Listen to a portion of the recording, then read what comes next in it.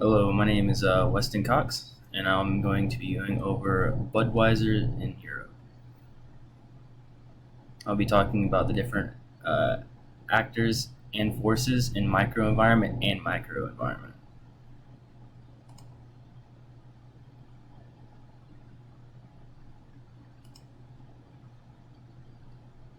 Starting off, I have the different microenvironment actors. So as far as their competitors go in Europe, beer market in Europe is much more competitive than the American beer market, where Budweiser is in the top five. Budweiser must compete with various brands such as Carlsberg, Budweiser Budvar, Heineken, Bitburger, and all those dominate their different respective markets throughout Europe. Carlsberg being in England, Budweiser in Czech Republic, and Heineken is in Amsterdam.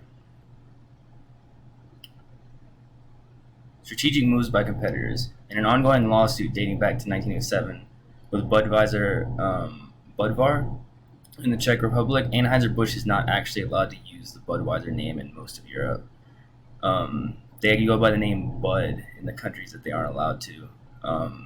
Not every European country has not allowed them to use the name. In England, both companies are actually allowed to use the name Budweiser. Microenvironment forces. Changes in consumer behavior. The European customers also show different trends in what type of beers they prefer. Largest market in Europe is a market for premium beers, and they prefer lagers the most. Budweiser is a lager, and they do sell more premium versions of their beer, which is what would probably be the best thing to try and market in the European market. Company groups.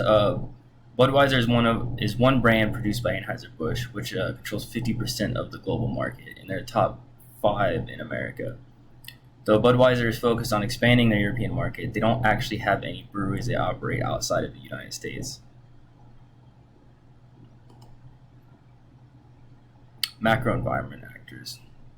Carlsberg Group have made one of the biggest impacts in climate change in the beer industry. They recently got placed on the CDP's A list for showing significant action in climate change measures. Culture.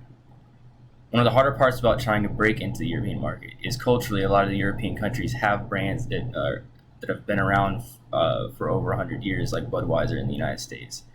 Some of these brands include Guinness in Dublin, Heineken in Amsterdam, and Tuborg in Copenhagen.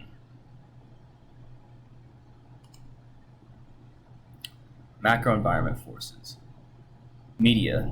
Budweiser has taken advantage of partnerships in top sports in Europe and has one of the largest media presence when it comes to various soccer teams and major tournaments.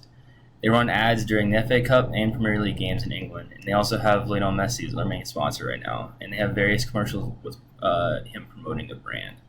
With soccer being the biggest sport in the world, it's the best market for them to take advantage of, especially with it being the biggest sport in Europe also. Technology development. Environmental advancements have shown increased sales for several of the top European brands of beer, which plays into some of the advancement Budweiser has made. Budweiser, in June of 2021, started using a lighter bottle that reduces CO2 emissions by 17%, and they plan to debut the new bottle starting in the European market.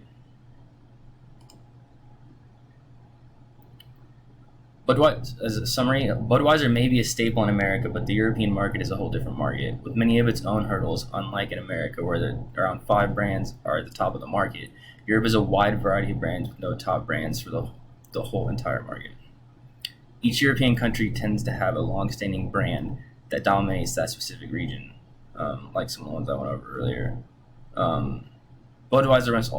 Budweiser also must deal with using different names and not being able to use Budweiser in several different European countries due to the lawsuit with the other Budweiser in the Czech Republic. And that concludes my presentation.